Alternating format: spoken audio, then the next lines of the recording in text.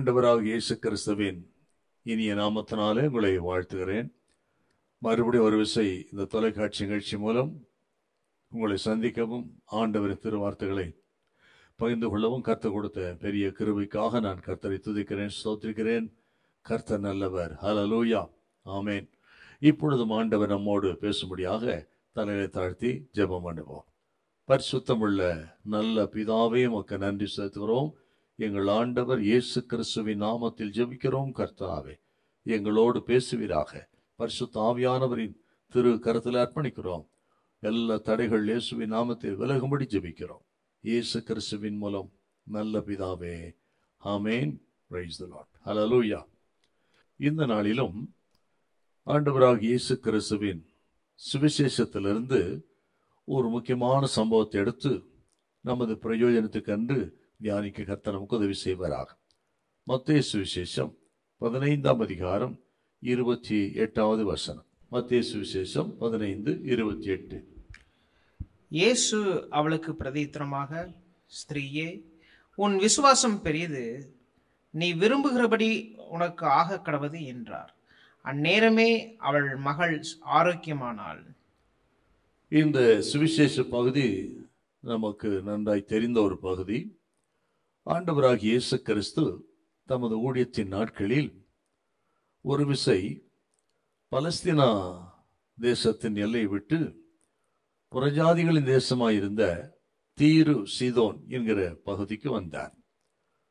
அப்படி ஆண்டவர் இயேசு அங்கு வருகிறார் என்று அங்கு இருந்த ஒரு ஸ்திரீ கேள்விப்பட்டு ஆண்டவரிடத்தில் வந்து, ஆண்டவரே, என் மகள் பிசாசினால் அதிகமாய் பாதிக்கப்பட்டிருக்கிறாள், அவளுக்கு நீ சுகம் தர வேண்டும் என்று வேண்டிக் கொண்டாள்.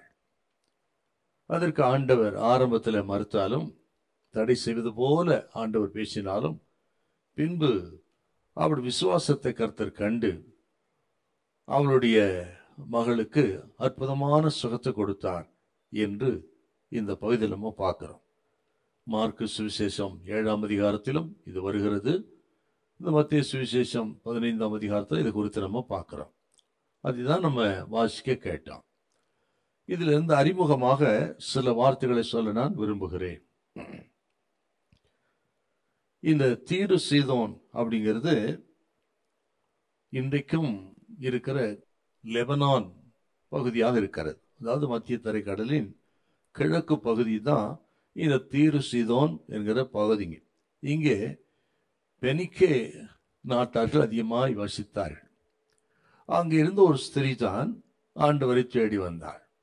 அவளை குறித்த மத்தேயு சொல்லும் பொழுது அவள் ஒரு கானானிய ஸ்திரீ அப்படி சொல்றாரு. நீங்கள் 15ஆம் அதிகாரத்துல 22 வாசிக்கலாம். அப்பொழுது அந்த திசைகளில் குடியிருக்கிற கானானிய ஸ்திரீ ஒருத்தி அவரிடத்தில் வந்து, ஆண்டவரே, தாவீதின் குமாரனே, எனக்கு இறங்கும், என் மகள் பிசாசினால் கொடிய வேதனைப்படுகிறாள் என்று சொல்லி கூப்பிட்டாள். இவள் ஒரு கானானிய ஸ்திரீ என்று மத்தேயு குறிப்பிடுகிறார். ஆனால் மார்க்கு இவளை ஒரு கிரேக்க ஸ்திரீ என்று சொல்றதை நம்ம பார்க்கலாம். மார்க்கு சுவிசேஷம் 7ஆம் அதிகாரம் 26வது வசனம். மார்க்கு 7:26. அந்த ஸ்திரீ சீரோபேனிக்கியா தேசத்தாளாகிய கிரேக்க ஸ்திரீயாய் இருந்தாள். மார்க்கு சொல்லும் பொழுது அவள் ஒரு கிரேக்க ஸ்திரீ என்றும், மத்தேயு சொல்லும் பொழுது கானானிய ஸ்திரீ என்றும் சொல்வதை பார்க்கிறோம். நான் அடிக்கடி திரும்ப திரும்ப சொல்வது போல, வேதத்தில் எந்த முரண்பாடும் இல்லை.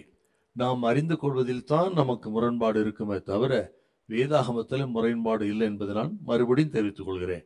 எப்படின்னா, இந்த ஸ்திரீயுடைய தகப்பன் கானானியனாக இருந்தான், இவளுடைய தாய் கிரேக்க ஸ்திரியா இருந்தாள். ஆக ஒரே ஸ்திரீ தான். ஆகவே தான் மார்க்கு விதமாகவும் மத்தியப்படியும் சொல்லுகிறார். ஆண்டவராகிய இயேசு கிறிஸ்து பலஸ்தீனா தேசத்தை விட்டு, யூதர்களின் எல்லை விட்டு வெளியே வந்து ஊழியம் செய்த ஒரே இடம் இந்த இடம்தாங்க. சமாரியாவுக்கு வந்தார். ஆனால் சமாரியர்கள் யூதர்களுக்கு கலப்பு இனம். மற்றபடி இந்த புறஜாதிகளின் எல்லைக்கு வந்து ஊழியம் செய்த ஒரே இடம் இந்த இடம்தாங்க. இதுல இருந்து இன்னும் சில அதிகமான காரியத்தை நம்ம தெரிந்து கொள்ள வேண்டும். ஆண்டவராக இயேசு கிறிஸ்துங்க ஏன் வந்தான்னு பார்த்தீங்கன்னா, அதிக ஊழிய பலுவினால சற்று இளைப்பாறுவதற்காக, ஓய்விடுவதற்காக இங்க ஆண்டவர் வந்தார் நம்ம பார்க்கிறோம். நீங்கள் மார்க்கு சுவிசேஷம் 7ஆம் அதிகாரம் 24 கூட கொஞ்சம் வாசிக்க பார்க்கலாம். மார்க்கு 7:24. பின்பு அவர் எழுந்து அவ்விடம் விட்டு புறப்பட்டு தீரு சீதோன் பட்டணங்களின் எல்லைகளில் போய் ஒரு வீட்டுக்குள் பிரவேசித்து ஒருவரும் அதை அறியாதிருக்க விரும்பியும் அவர் மறைவாயிருக்க கூடாமற் போயிற்று. அப்படி ஓய்வெடுப்பதற்காக ஆண்டவர் இயேசு அங்க வந்தார். ஆகிலும் அவர் வந்திருக்கிறார் என்று கேள்விப்பட்டு திரளான ஜனங்கள் வந்ததுனால அப்படி ஓய்வெடுக்கவும் முடியவில்லை. இன்னொன்று, ஆண்டவருக்கு வந்ததுக்கு நோக்கம் என்னன்னா, இங்க பரிசேயர்கள், சதுசேயர்களோ அல்லது யூதர்களோ இங்க வர முடியாது. தொடர்ந்து அவர்கள் இயேசுவை பின்தொடர்ந்து அநேக குற்றங்களை சாட்டி கொண்டிருந்தார்கள், தடையாக இருந்தார்கள். ஆனால் இந்த இடத்துக்கு அவர்கள் வர முடியாது. ஆகவே தான் இயேசு இங்கே வந்தார். ஏன் வர முடியாதுன்னா, இந்த யூதர்கள், பரிசேயர்கள் புறஜாதிகளின் தேசத்துக்கு வரவே மாட்டார், எல்லைக்குள்ளே பிரவேசிக்க மாட்டார். அந்த அளவுக்கு அவர்கள் தங்களை உயர்வாக கருதினவர்கள். இந்த தீரு சீதோன் பகுதியை புறஜாதிகளாக அவர்கள் நினைத்தார். ஆகவே அவருடைய தொந்தரவு இருக்காது என்றும் கர்த்தர் நினைத்திருக்கலாம். அல்லது யோவான் சுவிசேஷம் 6ஆம் அதிகாரம் 15வது வசனத்தில் சொல்லப்பட்டது போல, இயேசு செய்த அற்புதத்தை கண்ட ஜனங்கள், 5 அப்பம் 2 மீன் 5000 பேருக்கு போஷித்த அந்த அற்புத நிகழ்ச்சியை கண்ட ஜனங்கள் இயேசுவை ராஜாவாக்க வேண்டும் என்று தீவிரப்பட்டார்கள். அந்த கண்ணியிலிருந்து ஆண்டவர் தப்பும்படியாக அங்கிருந்து விலகி இந்த புறஜாதி தேசத்துக்கு அவர் வந்திருக்கிறார். அப்படி வந்த இடத்துல தான் இந்த கானானிய ஸ்திரீ தன் மகளுக்காக வந்து ஆண்டவரிடத்துல வேண்டிக் கொண்டு கர்த்தர் அற்புதம் செய்த நிகழ்ச்சியை நம்ம இங்க பார்க்கிறோம்.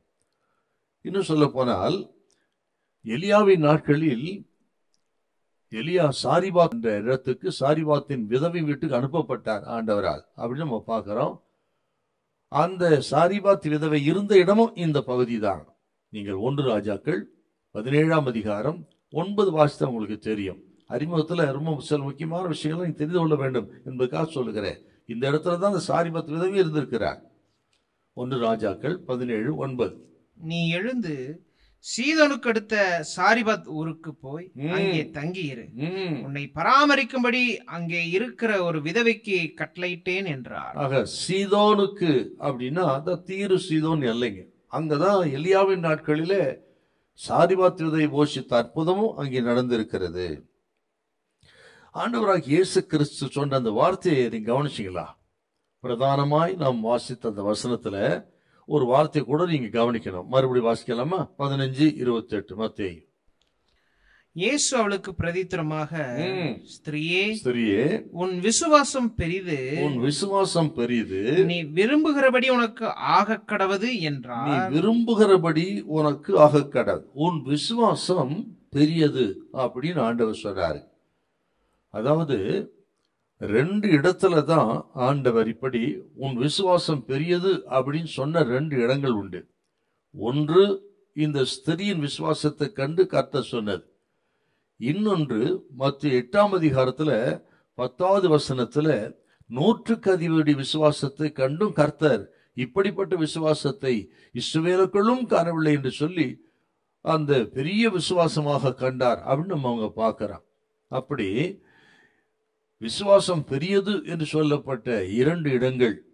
இந்த 2 இடங்களையும் பார்த்தீங்கன்னா 2 பேருமே புறஜாதி சேர்ந்தவர்கள். என்ன ஆச்சரியமா இருக்கு பாருங்க. ஆலயம் இருந்தது, ஆராதனை இருந்தது, பலிகள் இருந்தது, ஆசாரியர்கள் இருந்தார்கள். இத்தனை இருந்தும் அவரிடத்துல காண முடியாத விசுவாசத்தை ஆண்டவர் இயேசு இந்த புறஜாதி இடத்துல கண்டிருக்கிறார்னா, இப்ப விசுவாசத்தை குறித்த சில முக்கியமான குறிப்பு நமக்கு மனசுல வைக்கணுங்க. பெரிய விசுவாசம் என்பது ஏன் இப்படி சொல்றான்னா, தம்மோடு இந்த சீசர்களை காட்டிலும் இவள் அதிகமாக விசுவாசித்தாள். பரிசேயர்களை காட்டிலும், யூதர்களை காட்டிலும், தேவாலயத்திலே கடந்தார்களே, வேதத்தை நன்றாய் கரைத்து குடித்திருந்தார்களே வேதபாரர்கள், அவர்கள் எல்லாரை காட்டிலும் இவளுக்குள்ளே இருந்த அல்லது 100க்கு அதிபதிக்குள்ள இருந்த விசுவாசம் பெரிய விசுவாசமா இருந்ததை பார்த்துதான் ஆண்டவர் சொல்றாருங்க, சோத்திரம், உன் விசுவாசம் பெரியது. நீ கேட்கிற அருமையான கத்திரி பிள்ளைகளே, நம்ம பல ஆண்டுகளாக கிறிஸ்தவத்தில் இருக்கிறோம், வேதத்தை வாசிக்கிறோம், சோத்த ஆலயத்துக்கு போகிறோம். மற்ற காரியங்கள் எல்லாவற்றையும் செய்கிறோம். நம்ம விசுவாசம் எப்படி இருக்குது, ஆண்டவர் நம்ம விசுவாசத்தை எப்படி எடை போடுறான்னு ஒரு கேள்வியோடு இந்த செய்தி நீங்க கேட்கணும். ஸ்தோத்திரம். ஒருவேளை விசுவாசத்தை பலகீனப்பட்டிருந்தால் இன்றைக்கு ஒரு 2 காரியத்தை செய்யணும். ஒன்று, விசுவாசத்துல பலப்பட முயற்சி செய்யுங்கள். இன்னொன்று, எங்கள் விசுவாசத்தை வர்த்திக்க வேண்டும் ஆண்டவரே என்று சீஷர்கள் ஜெபித்தது போல் ஒரு ஜெபத்தோடு உங்கள் விசுவாசத்துக்காக, வர்த்திப்புக்காக ஜெபம் பண்ணி இந்த செய்தியை கேளுங்கள். இந்த செய்தியின் முடிவில் நான் விசுவாசிக்கிறேன், கர்த்தர் உங்களுக்கு பெரிய காரியங்களை செய்வார். கானானிய ஸ்திரீக்கு செய்ததை பார்க்கிலும் உங்களுக்கு செய்வார். உங்கள் குடும்பத்துல பிள்ளைகளுக்கு நல்ல சுகத்தை கொடுப்பார். தடைகள் விலகும். மிகப்பெரிய அற்புதங்களை செய்வார். ஆண்டவர் சொன்ன அதே நேரத்துல அந்த கானானிய ஸ்திரீ மகள் அற்புத சுகத்தை பெற்றால், பிசாசு அவளை விட்டு நீங்கி போய்விட்டது என்று சொன்னார்.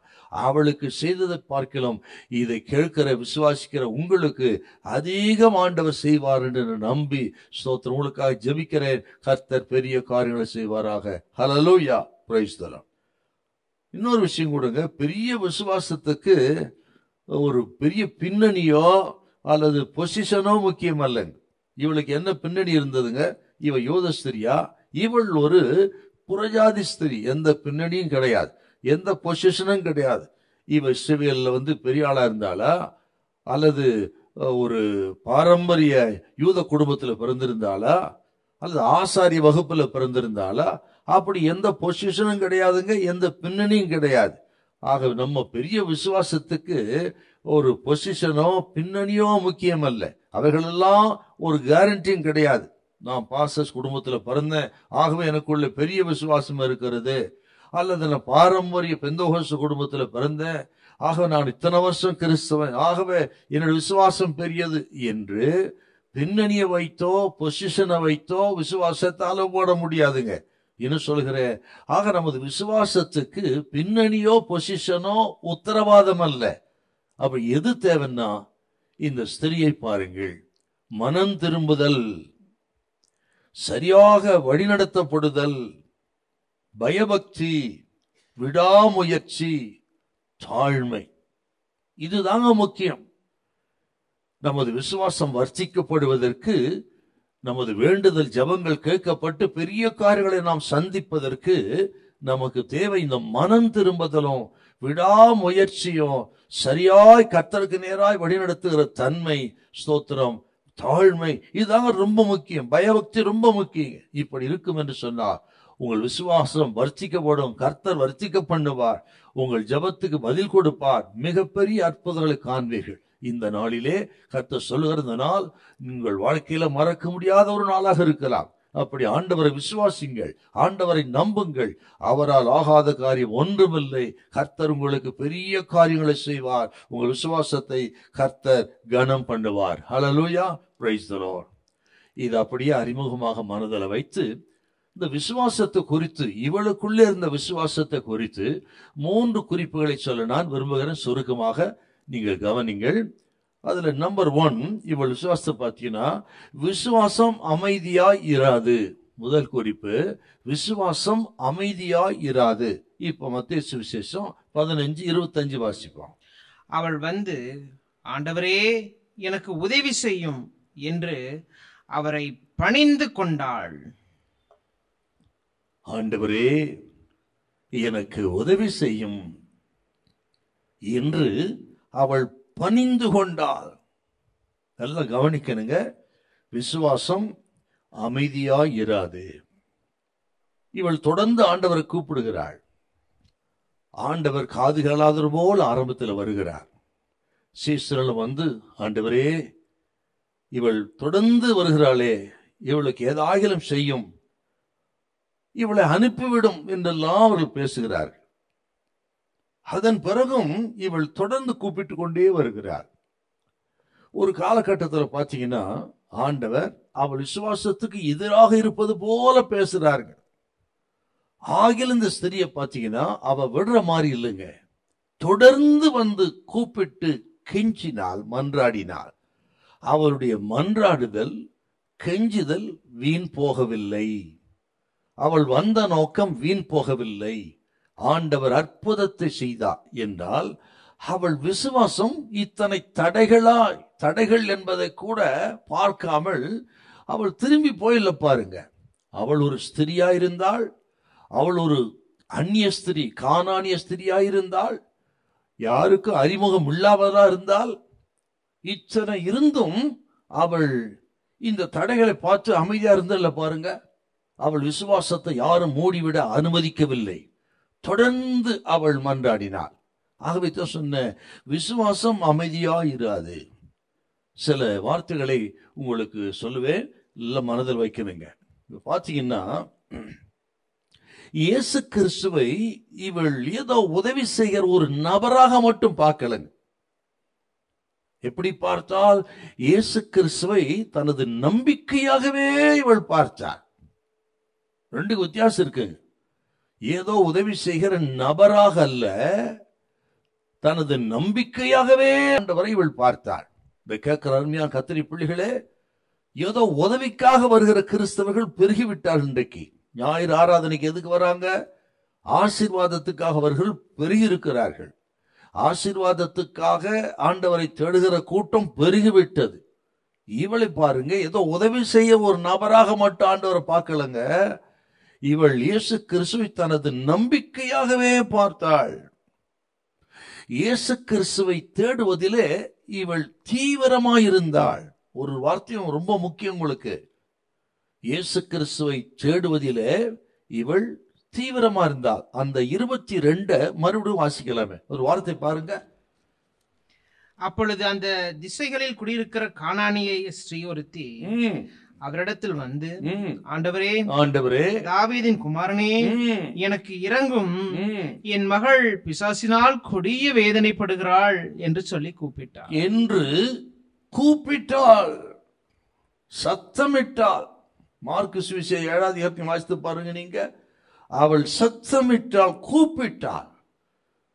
நல்லா கவனிக்கணுங்க, எந்த அளவுக்கு ஆண்டவர் பேரிலே, ஆண்டவரே என் நம்பிக்கை என்று அவள் விசுவாசித்திருந்தாள்.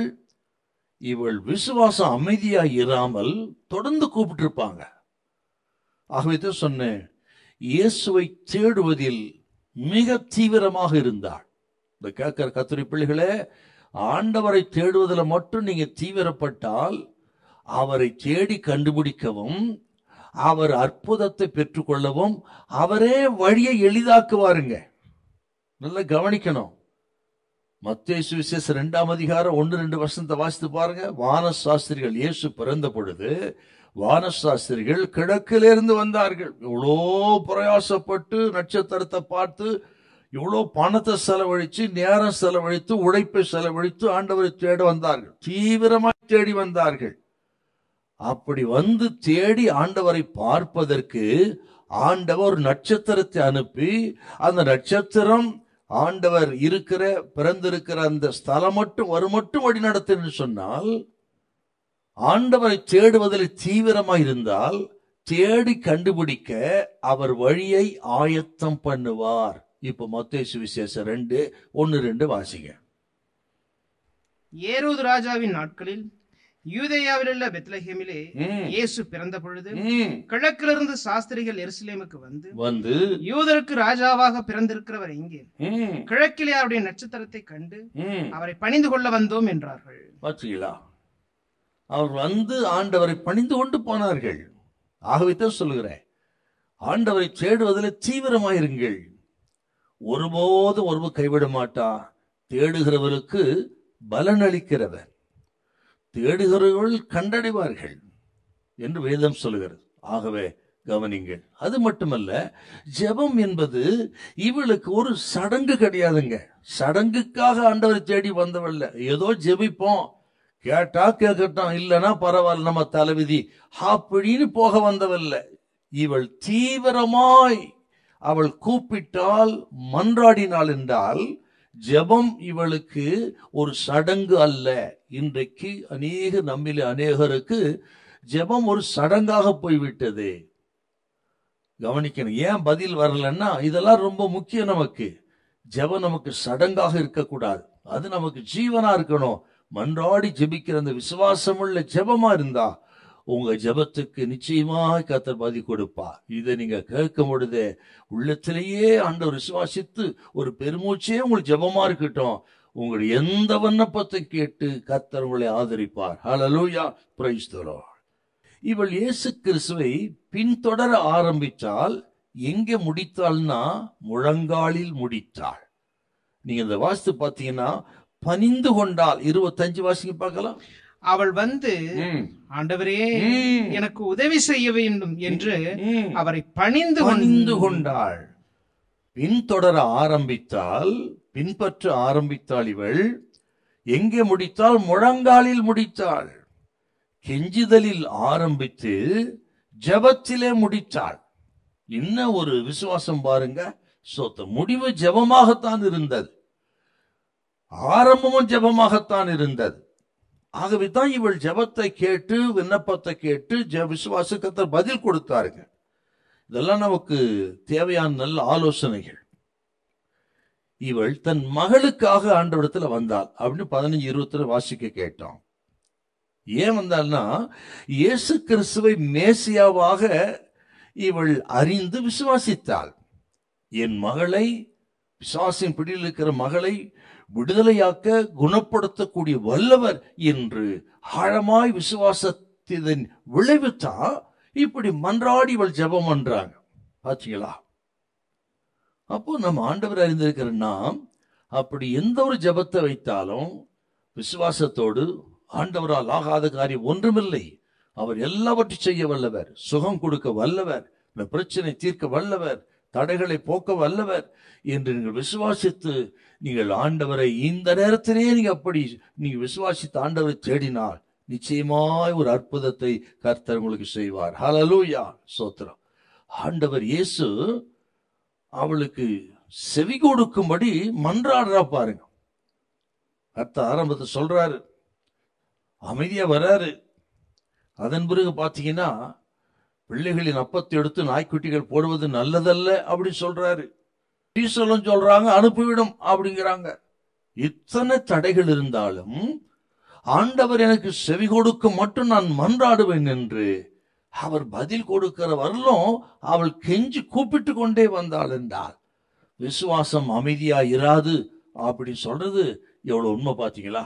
நம்ம ஜெபிக்கிறோம் நிறுத்திடுறோம், நம்ம விசுவாசிக்கிறோம், சில நேரங்கள்ல நம்ம விசுவாசத்துல ஆண்டவர் கேட்பாரா என்றெல்லாம் நினைத்து சலித்து கொள்கிறோம், உற்சாகத்தை இழந்து விடுகிறோம். சில நேரத்துல ஜெபத்தையே நிறுத்துறோம், ஆண்டவர் நம்புறதே விட்டுறோம். இவர் பாருங்க, கானான் ஸ்திரீங்கவ எந்த ஒரு தடையும், சீசைகள் தடையோ அல்லது ஆண்டவரே அமைதியா போறாரு அந்த தடையோ இவள் விசுவாசத்தை அடக்கி விடவில்லை, விசுவாசத்தை மூடிவிடவில்லை.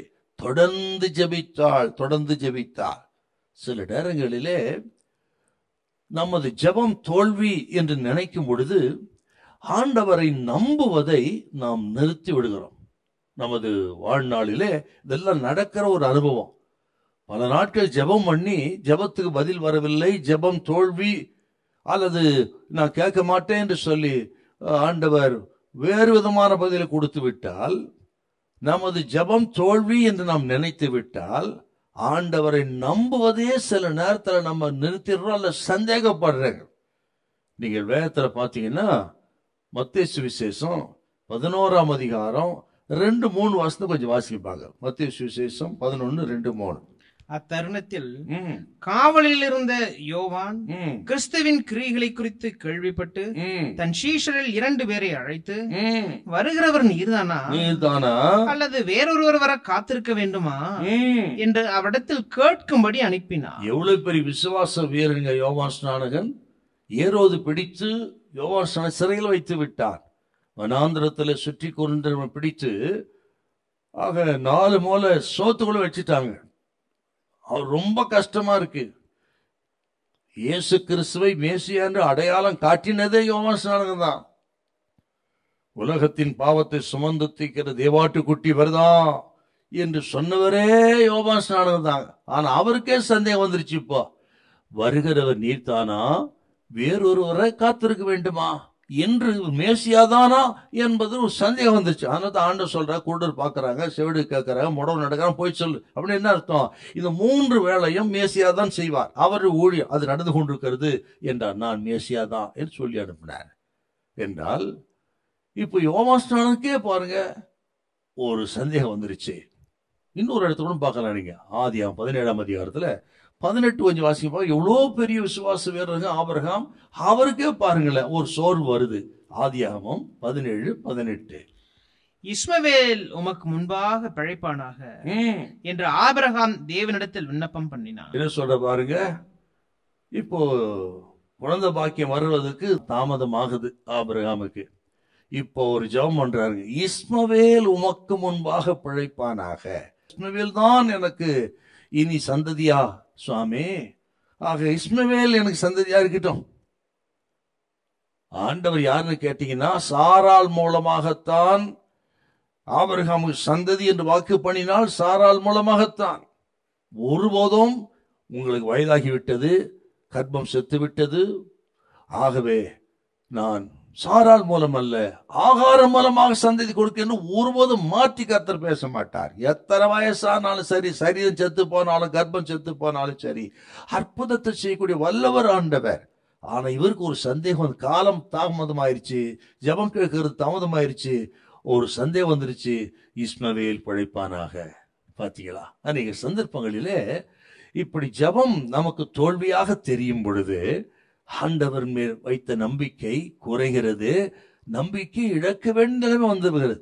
ஆனா இவளை பாருங்கள், என்னதான் தடை இருந்தாலும் சரி, ஆண்டவரே காது காலமா இருந்தாலும் கூட பரவாயில்ல, தொடர்ந்து மன்றாடினால் வெற்றி பெற்றாள். யோபுடைய வார்த்தை தான் ரொம்ப முக்கியம் நமக்கு.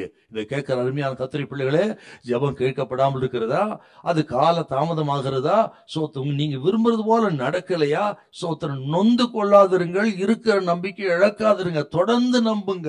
வாசிங்க பார்க்கலாம், யோபு 13:15.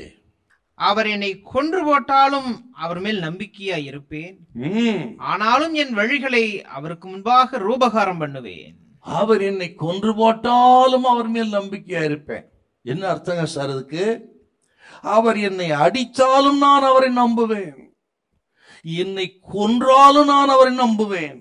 ஏனென்றால் பொய் சொல்ல அவர் மனிதன் அல்ல, மனமாற மனிதன் அல்ல, சொன்னதை நிச்சயமாய் செய்வார், எனக்கு நிறைவேற்றுவார். ஆகவே இந்த சூழ்நிலையை நான் பார்க்க மாட்டேன்.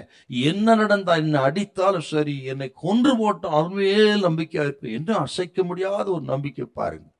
இன்னும் சொல்ல போனால், அவர் என்னை ஆசீர்வதிக்காவிட்டாலும் நான் அவரை நம்பத்தான் செய்வேன். அடே அப்பா, யோபு பக்தனுடைய நம்பிக்கை பாருங்க. நம்ம என்ன பண்றோம், ஆசீர்வாதம் வரலன்னா இங்க இருக்கிறீர் ஆண்டவரேன்னு கேட்கிறோம். ஆசீர்வாதம் இருந்தாதான் ஆண்டவர் என்னோடு கூட இருக்கிறார், ஆசீர்வாதம் இல்லைன்னா கர்த்தர் என்னோடு இல்லைங்கிறதா இன்னைக்கு பொதுவான கிறிஸ்தவத்தின் நம்பிக்கையாய் போய்விட்டது. உலகத்தாருக்கு நமக்கு என்ன சார் நமக்கு வித்தியாசம்? உலகத்தாரா தான் நம்புறாங்க. கவனிங்கள், யோபக்தனை பாருங்க, அவர் என்னை அடித்தாலும் ஸ்தோத்திரம் நான் அவரை நம்புவேன், என்னை ஆசீர்வதிக்காவிட்டாலும் அவரை நம்புவேன். அதுதாங்க விசுவாசத்தின் அளவுகோல்.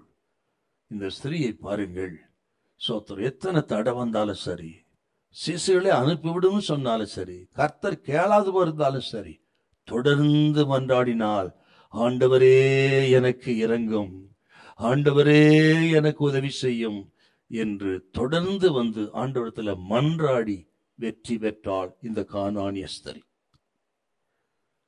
இவள் விசுவாசத்தை எதுவும் அடக்கிவிட முடியவில்லை, சீசர்களும் அடக்க முடியவில்லை, எதிரான சூழ்நிலையும் அடக்க முடியவில்லை.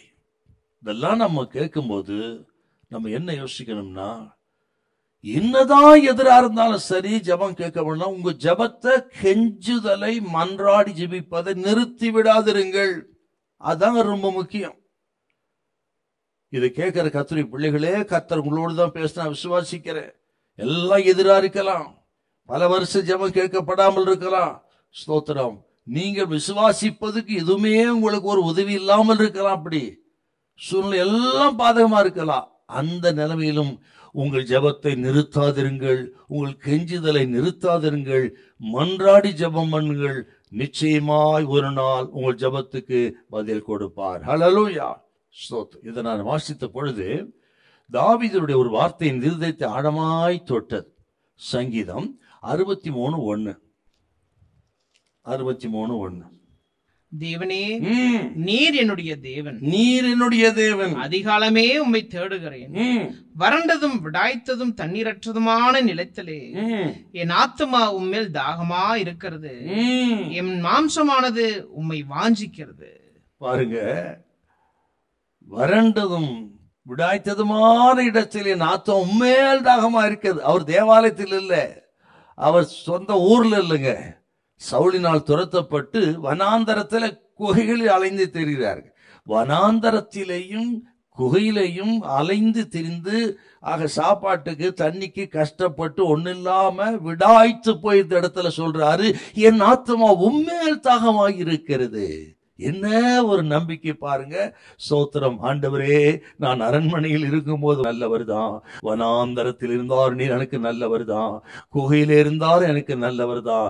நான் குகையிலும் நம்புவேன், வனாந்தரத்திலும் நம்புவேன். நீரே என் நம்பிக்கை. ஹல்லேலூயா. நீரே எனக்கு சகாயர். என்ன தாவீதுடைய ஆழமான விசுவாசம் பாருங்க. எத்தனை தடை வந்தாலும், ஆகவே சொல்லுகிற எத்தனை தடை எதிர்ப்பு இருந்தாலும் ஆக ஜெபத்தை நிறுத்தாதீங்க. பரிதுமையை பாருங்க, மார்க் 10:40 வாசிக்கிற, அதட்டுறாங்க, அமைதியாரு, சத்தம் போடாதுன்னு சொல்லி.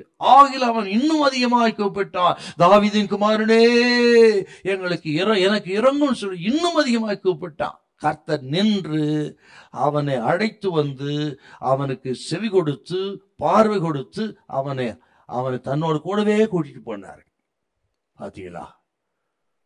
ஆகவேதான் எத்தனை எதிர்ப்பு இருந்தாலும் ஜெபத்தை நிறுத்தாதீங்க, கூப்பிடுங்க. இன்னொரு வார்த்தை கவனிக்கணுங்க. ஆண்டவர் சொன்ன இன்னொரு வார்த்தை இருக்கு பாருங்க, அதையும் மீறித்தான் கூப்பிடுறாங்க. 15:24 மத்தேயு சுவிசேஷம் 15:24. அதற்கு அவர், காணாமற் போன ஆடுகளாகிய இஸ்ரவேல் வீட்டாரிடத்திற்கு அனுப்பப்பட்டேனே அன்றி மற்றபடி அல்ல என்றார். என்ன ஒரு வார்த்தை பாருங்க. இது இஸ்ரவேலுக்காகத்தான் அனுப்பப்பட்டிருக்கிறேன், புறஜாதிகளுக்கு இல்லை அப்படி ஆண்டவர் சொல்றார். இதை கேட்டு அவள் இருதயம் உடைந்திருக்க வேண்டும். அப்படியானால் நான் தேடுவது வீணாய் போய்விட்டதோ, நான் வீணாய் தேடி வந்தேனோ என்று அவள் நினைப்பதற்கு வாய்ப்பு இருந்தது. அது மட்டும் இல்லைங்க, யூதர்களுக்குத்தான் இயேசு வந்தார் என்றால் எனக்கு இரக்கமில்லையோ அப்படி கூட நினைச்சிருக்கலாம். இப்படி இருந்தாலும் கர்த்தர் பேசினாலும் அவள் விசுவாசம் குறையல பாருங்க. யூதர்களுக்காக வந்திருக்கிறார், அப்ப புறஜாதியாக எனக்கு இல்லையா, நான் தேடி வந்தது வீணாய் போய்விட்டதா என்றெல்லாம் அவள் நினைத்து விசுவாசத்தை இழந்து விடவில்லை. புறஜாதி எனக்கு அவர் இரக்கம் காட்ட மாட்டாரா என்று அவள் நினைத்து சந்தேகப்படலைங்க. தொடர்ந்து கூப்பிட்டார். ஆகவே தான் ஸ்தோத்திரம், அவள் கூப்பிட்டது வீணாய் போகவில்லை. கர்த்தர் அவளுடைய வேண்டுதலுக்கு செவிசாய்த்தார். எந்த நிலைமை தான் விசுவாசம் அமைதியாயிருப்பதற்கு, விசுவாசத்தை மூடி போடுவதற்கு, விசுவாசத்தை இழப்பதற்கு அவள் இடம் தரவில்லை. இதை கேட்கிற கத்திரி பிள்ளைகளே, நீங்க பல வருஷம் நீங்க விசுவாச ஜீவித்தில் இருக்கிறார், ஆனா சில எதிர்ப்புகள், ஜெபம் கேட்கப்படாத நிலைமை, தொடர்ந்து சரீரத்துல பிரச்சனை, குடும்பத்துல பிரச்சனை என்று சொன்னா அநேக சந்தர்ப்பத்தை இதெல்லாம் நினைக்கிறோம். நம்ம எனக்கு இரக்கம் இல்லையோ, என்ன ஆண்டவர் பார்க்கலையோ, அவர் தூரமா இருக்கிறார் என்றெல்லாம் நினைக்கிறோம். இந்த சிறியை பாருங்க, கானானி சிறிங்க, இவளுக்கு கத்திரி வார்த்தைகள் தெரியாது, தீர்க்கதரிசன வார்த்தை தெரியாது, ஆலயம் இல்லை, பலிகள் இல்லை, ஒண்ணும் தெரியாது. ஆனால் இவள் எத்தனை தடை வந்தாலும் சரி, அவள் தொடர்ந்து கூப்பிட்டு தன் விசுவாசம் மூடி போடுவதற்கு எந்த தடைக்கும் இடம் கொடாமல் ஆண்டவரை நம்பி அவள் வெற்றி பெற்றாள். ஆகத்தான் ஆரம்பத்தில் சொன்னேன், இயேசுவை உதவி செய்கிற ஒரு நபராக மட்டும் பார்க்கல, இயேசுவே தனது நம்பிக்கையாக பார்த்தாள். அந்த விசுவாசத்தை கர்த்தர் கனம் பண்ணினார். ஆண்டவர் கைவிடவில்லை. பாத்தீங்களா? இதை கேட்கிற கத்திரி பிள்ளைகள், ஸ்தோத்திரம், இவளை போல் அர்ப்பணித்து ஒத்துக்கொண்டு ஜெபியுங்கள், மன்றாடி ஜெபிங்க, விசுவாசிங்க, நிச்சயமாக கர்த்தர் அற்புதத்தை செய்வார். ஹல்லேலூயா, ஸ்தோத்திரம். விசுவாசம் அமைதியாய் இராதே. இரண்டாவது குறிப்பு பார்ப்போம். விசுவாசம் ஒருபோதும் தேவனை எதிர்க்காது. இரண்டாவது குறிப்பு, விசுவாசம் ஒருபோதும் தேவனை எதிர்க்காது. நீங்கள் மத்தேயு 15:27. அதற்கு அவள், மெய்தான் ஆண்டவரே, ஆகிலும் நாய்க்குட்டிகள் தங்கள் எஜமான்களின் மேஜைகளிலிருந்து விழும் துணிக்கைகளை தின்னுமே என்றாள். ஆகிலும் ஆண்டவரே, ஆண்டவர் சொல்றாரு, பிள்ளைகளின் அப்பத்தை எடுத்து நாய்க்குட்டிகளுக்கு போடுவது நல்லதல்ல. 26 கூட கொஞ்சம் வாசிங்களேன். 26, 27. அவர் அவளை நோக்கி, பிள்ளைகளின் அப்பத்தை எடுத்து நாய்க்குட்டிகளுக்கு போடுகிறது நல்லதல்ல என்றார். அதற்கு அவள், மெய்தான் ஆண்டவரே, ஆகிலும் நாய்க்குட்டிகள் தங்கள் எஜமான்களின் மேஜையிலிருந்து விழும் துணிக்கைகளை தின்னுமே என்றாள். இந்த 2 வசனத்துக்கு உற்று கவனிக்கணும். நம்ம ஆண்டவர் சொல்றாரு, பிள்ளைகளின் அப்பத்தை எடுத்து நாய்க்குட்டிகளுக்கு போடுவது நல்லதல்ல அப்படி சொல்றாரு. அதுக்கு அவர் சொல்ற பதில பாத்தீங்களா? மெய்தான் ஆண்டவரே. ஆண்டவரே, நீ அப்படி சொல்லலாமா? நீங்கள் மகா பிரபு, நானும் உங்க சிருஷ்டி தானே என்று அவள் எதிர்த்து பேசவோ, வாக்குவாதம் பண்ணவோ, மறுத்து பேசவோ இடம் தரலங்க. அவ மெய்தான் ஆண்டவரே, it is true, it is right, நீங்க சொன்னது சரிதான் சுவாமி. பிள்ளைகளின் அப்பத்தை எடுத்து நாய்க்குட்டிகள் போடுவது இல்லை, நான் ஒரு நாய்க்குட்டி தான் என்று தன்னுடைய தகுதியற்ற நிலைமையை ஒத்துக்கொண்டாள். நல்லா கவனிக்கணுங்க. ஆண்டவரத்துல வரும் பொழுது, ஜபத்துக்கு பதிலை பெறும் பொழுது எப்படி வரணும்ன்றதுக்கு இந்த புறஜாதி ஸ்திரீ நமக்கெல்லாம் ஒரு திருஷ்டாந்தமா இருக்கிறாங்க. மெய்தான் ஆண்டவரே, தன்னுடைய தகுதியற்ற நிலைமை, கானானிய ஸ்திரீ தான், சபிக்கப்பட்ட ஒரு சந்ததி தான், தண்டனைக்குரிய ஒரு சந்ததி தான். பழைய ஏற்பாட்டு காலத்திலே இந்த கானானி சந்ததி நியாய தீர்ப்புக்கும் சாபத்துக்குள்ளான ஒரு சந்ததி. அந்த சந்ததி தான் ஆண்டவரே நான் என்று தன்னுடைய தகுதியற்ற நிலைமையை ஒத்துக்கொள்கிறார் முதல்ல. அப்புறம் நான், எனக்கு தகுதி இருக்கிறது, ஆகவே என்னை ஆசீர்வதியும் நான் கேட்க வரல. எனக்கு தகுதி இருப்பதினால் நான் இயேசுவை தேடி வரவில்லை. நான் தகுதியற்றவள் தான், ஆனாலும் அவர் இரக்கத்துக்காக வந்திருக்கிறேன் என்று தன்னுடைய தகுதியற்ற நிலைமையை ஒத்துக்கொண்டு தன்னை தாழ்த்தி ஆண்டவரிடத்துல ஜெபம் பண்ணார்னா என்ன ஆச்சரியமான ஒரு ஜெபங்க. நம்ம ஆண்டவரை தேட வரும் பொழுது பதிலை பெறுவதற்கு ஸ்தோத்திரருடைய மாட்சிமையை உயர்த்தணும். நம்ம அவர் எத்தனை மகத்துவமான தெய்வன்றதை உயர்த்தணும். தாவீதின் குமாரனே எனக்கு இறங்கும்னு சொல்லி தன்னை தாழ்த்தி ஆண்டவர் உயர்த்தரா பாருங்க.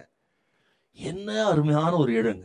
ஆக நம்ம தகுதியற்ற நிலைமையை அறிக்கையிட்டு ஒத்துக்கொண்டு ஸ்தோத்திரம் அவர் நமக்கு இரக்கம் செய்யும்படி மன்றாடும் பொழுது நம் ஜெபத்தை கேட்பார்.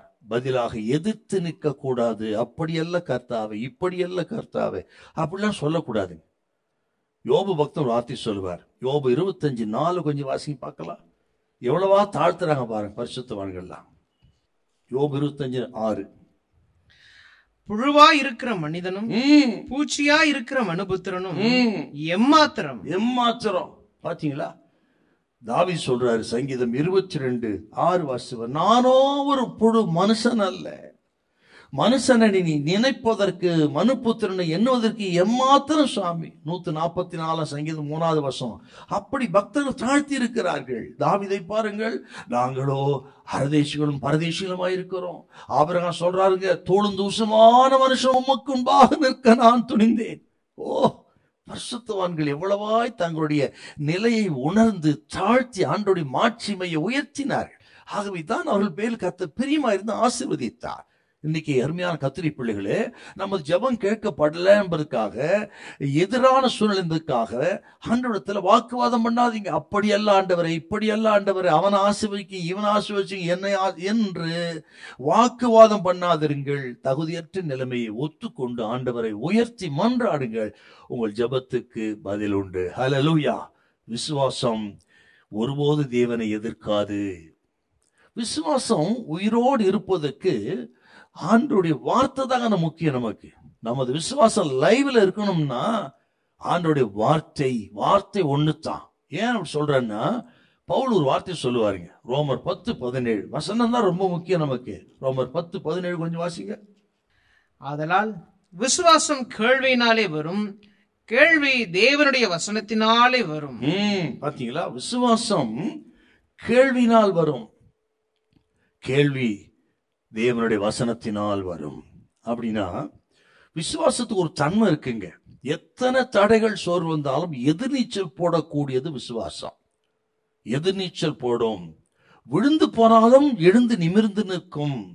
ஸ்தோத்திரம். விடாமுயற்சியோடு தொடரும். இதுதாங்க விசுவாசம்.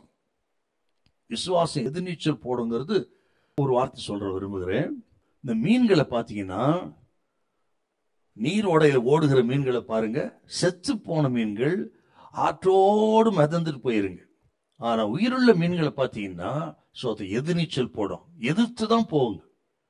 அதை போல் ஜீவனுள்ள பிள்ளைகளாகி நீங்களும் நானும் நம்ம விசுவாசம் உயிரோடு இருக்கிறது என்பதுக்கு அடையாளம் என்னன்னா, சோத்திரம், எதிர்நீச்சல் போடணும்னா எத்தனை தடைகள் சோதனை வந்தாலும் சரி, சோத்திரம், அவர்கள் எதிர்த்து நின்று ஆண்டவரை நம்புவது. அதே நேரத்தில் ஆண்டவரை எதிர்ப்பதல்ல, ஆண்டவரத்துல வாக்குவாதம் பண்ணுவதில்லை. இன்னைக்கு நிறைய பேர் பாத்தீங்கன்னா ஆண்டவரத்துல வாக்குவாதம் பண்றவங்க தான் நிறைய. அப்படி அல்ல ஆண்டவரே, இப்படி அல்ல ஆண்டவரே. ஆண்டவர் சொல்றாரு, லோத்துவை பார்த்து தூதல் சொல்றாங்க, அந்த மலைக்குன்னு ஓடிப்போ. லோத்து சொல்றதுங்க, அப்படி அல்ல, அந்த சின்ன ஊருக்கு போறேன்னா அங்க இருந்து மலைக்கு போய் கேட்டே போனான் பாரு. அப்படி இன்னைக்கு அநேகர் இன்றைக்கு லோத்துவை போல் இருக்கிறார்கள். பேதுருவை பாருங்க, மத்தேயு சுவிசேஷம் 16ஆம் அதிகாரத்துல 22ஆம் வாசித்து பாத்தீங்கன்னா ஆண்டவர் சொல்ற, நான் சிலுவைக்கு போக வேண்டும், சிலுவைக்கு போக வேண்டும், அங்கே மூப்பர்களாலும் யூதர்களாலும் நான் சிலுவை அறையப்பட வேண்டும், 3ஆம் நாள் உயிரோடும் என்று ஆண்டவர் சிலுவை மரணத்தை குறித்து பேசுறாருங்க. ஆனா அதன் மேல் விசுவாசம் இல்லாத பேதுரு என்ன சொல்றாரு பாத்தீங்களா? மத்தேயு சுவிசேஷம் 16:22. அப்பொழுது பேதுரு அவரை தனியே அழைத்து கொண்டு போய், ஆண்டவரே, ஆண்டவரே, இது உமக்கு நேரிடக்கூடாதே, இது உமக்கு நேரிடக்கூடாதே, இது உமக்கு சம்பவிப்பதில்லை என்று அவரை கடிந்து கொள்ள தொடங்கினார். எதுக்குறாருங்க லோத்து? அங்க சொல்ற அப்படி அல்லன்றாரு, இங்கு இவர் பாருங்க இப்படிதான் நடக்கக்கூடாது என்று கடிந்து கொண்டார். அப்படி எதிர்க்கிற ஆண்டவர் என்ன சொல்றாருன்னா, எனக்கு பின்னாக போ சாத்தான் இருப்பாரு என்றால் விசுவாசம் ஆண்டவரை எதிர்க்காதே. நல்ல கவனிக்கணுங்க. காலேபின் விசுவாசம் ரொம்ப அற்புதமானது. விசுவாசம் எதிர்நீச்சல் போடும் சொன்ன பாத்தீங்களா? காலேப் நல்ல சிறந்த உதாரணம். யோசுவா 14ஆம் அதிகாரம் 10-12 அங்க பாருங்க, நம்ம விசுவாசத்துக்கு இதெல்லாம் தேவையானது. யோசுவா 14:10-12. இப்போதும் இதோ கர்த்தர் சொன்னபடியே என்னை உயிரோடு காத்தார். இஸ்ரவேலர் வனாந்தரத்தில் சென்றிருக்கையில் கர்த்தர் அந்த வார்த்தையை மோசேயோடு சொல்லி, இப்போது 45 வருஷம் ஆயிற்று, இதோ இன்று நான் 85 வயதுள்ளவன். மோசே என்னை அனுப்புகிற நாளில் எனக்கு இருந்த அந்த பலன் இந்நாள் வரைக்கும் எனக்கு இருக்கிறது. யுத்தத்திற்கு போக்கும் வரத்துமாய் இருக்கிறதற்கு அப்போது எனக்கு இருந்த பலன் இப்போதும் எனக்கு இருக்கிறது. ஆகையால் கர்த்தர் அந்நாளிலே சொன்ன இந்த மலைநாட்டை எனக்கு தாரும், இந்த மலைநாட்டை எனக்கு தாரும். அங்கே ஏனாக்கீரும் அரணிப்பான பெரிய பட்டணங்களும் உண்டென்று நீர் அந்நாளிலே கேள்விப்பட்டீரே. கர்த்தர் என்னோடு இருப்பாரானால் கர்த்தர் சொன்னபடி அவர்களை துரத்தி விடுவேன் என்றார். 45 வருஷமா வெயிட் பண்றாருங்க. கர்த்தர் வாக்குத்தத்தம் பண்ண பூமி எனக்கு கர்த்தர் கொடுப்பார், கால் மீட்ட தேசத்தை உனக்கு தருவேன்னு வாக்குத்தத்தம் பண்ணாருங்க. ஆனா 45 வருஷம் ஆச்சு கடையில. ஆகிலும் காலேபின் விசுவாசம் குறைந்து விடவில்லை. இன்றைக்கும் கர்த்தர் என்னோடு இருப்பார், அந்த மலை நாட்டை நான் சுதந்திரிப்பேன் என்று விசுவாசத்தில் எதிர்நீச்சல் போட்ட ஒரு பக்தன் காலேப். வயசு 85, ஆக 45 வருஷம் ஆயிடுச்சு. வயசு மூப்பு அவருக்கு ஒரு தடையா இருக்கவில்லை. மலைநாட்டில் ராட்சதர்கள் இருந்தார்கள். ராட்சதர்கள் இவரை பயமுறுத்தவில்லை. கேட்டது கிடைக்கல, விருப்பம் நிறைவேறல. கர்த்தர் சொன்னது போல 45 வருஷம் கிடைக்கல. கர்த்தர் சொன்னது போல கிடைப்பதற்கு தாமதமாகி விட்டது. இவை எதுவுமே காலேபின் விசுவாசத்தை தடுக்கல. பாத்தீங்களா? தொடர்ந்து விசுவாசித்தார். கேட்கிற கர்த்தருடைய பிள்ளைகளே, ஸ்தோத்திரம். இதெல்லாம் நமக்கு ஒரு நல்ல திருஷ்டாந்தம். ஆகவே வயசாயிருச்சு, எதிர்ப்புள்ள அதிகம், நான் விரும்பினது கிடைக்கல, போதும் இந்த கிறிஸ்தவ வாழ்க்கை. என்ன வாழ்க்கை? இன்று இருக்கிறத எழுந்துடாதீங்க. இப்பவும் நம்புங்கள். காலேபின் தேவன் நம்முடைய தேவன். காலேபை கொண்டு பெரிய காரியங்களை செய்து அதே மலை நாட்டை திருத்தி இவரோன் பட்டணத்தை உருவாக்கின அந்த காலேபு போல உங்களை ஆசீர்வதித்து உயர்த்தி ஆசீர்வதிக்க கர்த்தர் வல்லவராயிருக்கிறார். ஹல்லேலூயா, பிரைஸ் தி லார்ட். விசுவாசம் ஒருபோதும் தேவனை எதிர்க்காது. இங்க பாருங்க, இந்த ஸ்திரீ ஆண்டவரே எனக்கு உதவி செய்யும் என்று அவரை பணிந்து கொண்டார் என்றால் விசுவாசம் கெஞ்சி மன்றாடுகிறது, தாவீதின் குமாரனே எனக்கு இறங்கும் அப்படின்னு சொல்லி. இது விசுவாசம். இவள் இயேசுவை எதிர்த்து பேசவில்லை. மெய்தான் ஆண்டவரே. என்ன அர்த்தங்க? உண்மையான விசுவாசங்கிறது ஆண்டவருடைய வார்த்தைக்கு ஆமேன்னு தான் சொல்லுங்க. அதுதாங்க உண்மையான விசுவாசம். ஆண்டவர் என்ன பேசினாலும் சரி, ஆமேன், இப்படி செய், ஆமேன், இதை செய்யாத, ஆமேன், நான் அதை தருவேன் அல்ல தரமாட்டேன், என்ன சொன்னாலும் சரி, ஆமேன். அதுதாங்க ஆபிரகாமா இருக்கட்டும், விசுவாச வீரர்களா இருக்கட்டும் என்று இன்றைக்கு ஆண்டவர்களோடு பேசிக் கொண்டிருக்கிறார். கர்த்தர் சொல்ற வார்த்தைக்கு, உணர்த்துகிற வார்த்தைக்கு நீங்கள் ஆமேன் என்று சொல்லுங்கள். மெய்தான ஆண்டவரே என்று சொல்லி அர்ப்பணித்தவளை அந்த ஸ்திரீ போல ஒத்துக்கொண்டு ஆமேன் சொல்லி அர்ப்பணித்து தொடர்ந்து மன்றாடுங்கள். சோத்திரம். நிச்சயமாய் உங்கள் விசுவாசத்தை கர்த்தர் கனம் பண்ணுவார், அற்புதத்தை செய்வார். ஹல்லேலூயா. பாருங்க, சீசர்கள் தடுத்தாலும் சரி, ஆண்டவரை காது கேளாமல் போனது போல போனாலும் சரி, பிள்ளைகளை அப்பத்தை எடுத்து நாய்க்குட்டிகள் போடுவது நல்லதல்ல அப்படின்னு சொல்லி ஆண்டவரை எதிராக பேசினாலும் சரி, அவள் பாருங்க அப்படி அல்லன்னு சொல்ல, இப்படி அல்ல, எல்லாம் ஒன்னும் பேசல அல்லது வாக்குவாதம் பண்ணல, எந்த விதத்தில் எல்லையை மீறவில்லை. அவன் என்ன அருமையான ஒரு கேரக்டருங்க. எல்லையை மீறவில்லை. மெய்தான ஆண்டவரே. கர்த்தர் சொல்றாரு நிக்கீங்க, ஆண்டவருடைய வார்த்தைகள் உங்க ஜபத்துக்கு பதில் வர்ற காரியம் டிஸ்கரேஜா இருந்தாலும் சரிங்க, என்கரேஜா இருந்தாலும் சரிங்க, ஸ்தோத்திரம், மெய்தான ஆண்டவரே, உண்மைச்சான ஆண்டவரே அப்படி நம்புங்க. அறிக்கையிடுதெல்லாம் அப்படியே பிராக்டிகலா கொண்டு வாங்க. ஆண்டவர் என்ன சொல்றாருன்னா, பாருங்க, பிள்ளைகளின் அப்பத்தை எடுத்து நாய்க்குட்டிகள் போடுவது நல்லதல்ல. இவ்வளவு ஆண்டவர் யூதர்கள் அப்படி நினைத்தார்கள். புறஜாதிகளை நாய்கள் நாய்க்குட்டிகள் என்று யூதர்கள் நினைத்தார்கள். அதைத்தாங்க சொல்ற. ஆண்டவர் சொல்லல, அவர் சிருஷ்டி அல்லவா, எப்படி சொல்லுவாருங்க? அவர்கள் நினைத்தது சொல்றாருங்க. யூதர்கள் நினைத்தது. நீ ஒரு நாய்க்கு ஒப்பானவள் அப்படின்ற மாதிரி கர்த்தர் பேசுறார். அவங்க யூதர்கள் சொல்றத சொல்றார், நீ ஒரு நாய்க்கு ஒப்பானவள். அதற்கு அவ சொல்ற, மெய்தான் ஆண்டவரே, உண்மைதான் சுவாமி, நான் இஸ்ரவேல் ஸ்திரீ அல்ல, நான் உங்க விசுவாசத்துக்குரியவள் அல்ல, நான் ஆராதனைக்குரியவள் அல்ல, பண்டிகைக்குரியவள் அல்ல, ஆலயத்துக்குரியவள் அல்ல. ஆண்டவரே, யூதர்களுடைய அந்த விசேஷித்த விலையேற பெற்ற தகுதிக்குரியவள் அல்ல. மெய்தான் ஆண்டவரே. ஆண்டவரே, நீ சொன்னபடி நான் நாய்தான் என்று ஆண்டவர் சொல்ற வார்த்தையை ஏற்றுக்கொண்டு ஆமேன் சொல்லி, மெய்தான் ஆண்டவரே, உண்மைத்தான் ஆண்டவரே, எனக்கு சாப்பாடு தேவை என்பதற்காக பிள்ளைகளின் அப்பத்தை நான் அபகரித்துக் கொள்ள விரும்பவில்லை. அப்பா தான் சொல்றாரு, பிள்ளைகளின் அப்பத்தை எடுத்து நாய்க்குட்டிகள் போடுவது நல்லதல்லன்னு சொன்னா இவனை மெய்தான். என்ன அர்த்தம்? ஆண்டவரே, எனக்கு தேவை இருக்கிறது என்பதற்காக சோத்திர பிள்ளைகளின் அப்பத்தை நான் அபகரித்துக் கொள்ள நான் விரும்பவில்லை கர்த்தாவே. இன்னும் கூட பாருங்க, 26 மறுபடியும் வாசிங்க பார்க்கலாம். என்ன இவருடைய விசுவாசத்தை ட்ரீட்மெண்ட் பாருங்க. 15:26. அவர் அவளை நோக்கி, பிள்ளைகளின் அப்பத்தை எடுத்து நாய்க்குட்டிகளுக்கு போடுகிறது நல்லதல்ல என்றார். என்ன சொல்றாருன்னா, நான் இப்பொழுது இஸ்ரவேலுக்காகத்தான் வந்திருக்கிறேன். இது புறஜாதிகளுக்கான நேரம் அல்ல, உங்களுக்கான நேரம் அல்ல, உங்களுக்கான நேரம் இன்னும் வரவில்லை அப்படி சொன்னார் ஆண்டவரே. அதுக்குதான் மெய்தான் ஆண்டவரே, உண்மைச்சான் ஆண்டவரே, நான் ஒத்துக்கொள்கிறேன் ஆண்டவரே, இது இஸ்ரவேலின் நேரம் தான், புறஜாதிகளின் நேரம் அல்ல என்று ஆண்டவருடைய ஆளுகை தன்மையை, ஆண்டவருடைய காலத்தை, ஆண்டவரின் நேரத்தை இவள் ஒத்துக்கொண்டாள்.